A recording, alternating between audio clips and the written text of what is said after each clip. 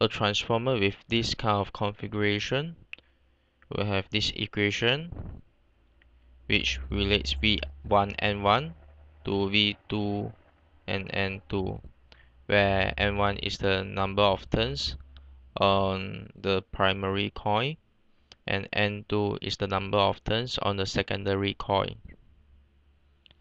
Let's apply this equation to solve these questions.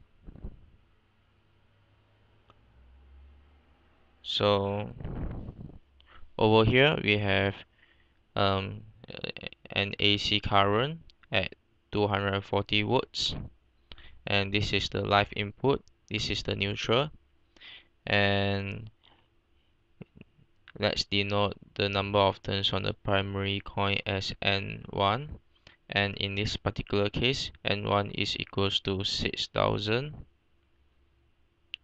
and then let's denote the number of turns on the secondary coil as N2, and of course there are two different N2s here.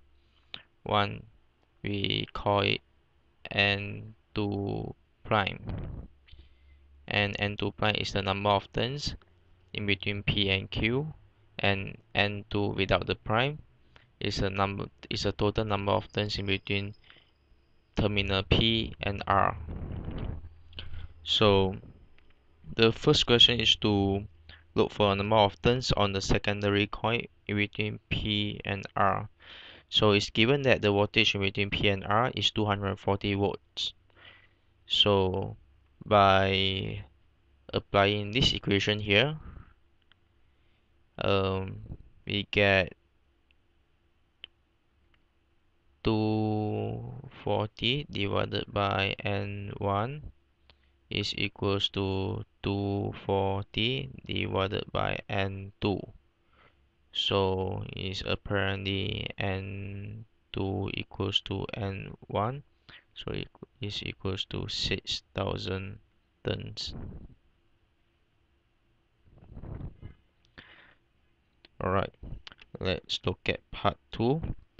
So for part 2 we need to calculate the number of turns on the secondary coil between P and Q.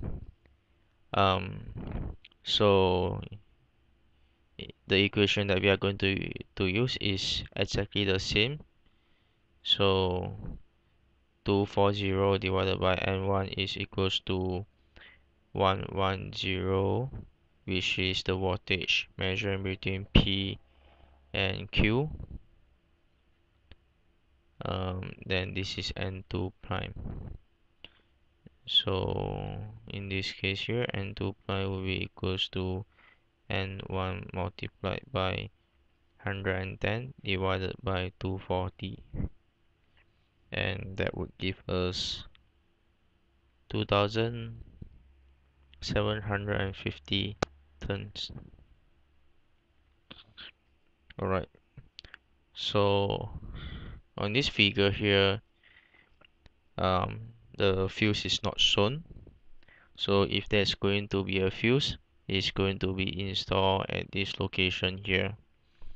And the reason for that is that it's connecting to the live wire, and when there's a short circuit, it's going to break and disconnect the live wire from the device.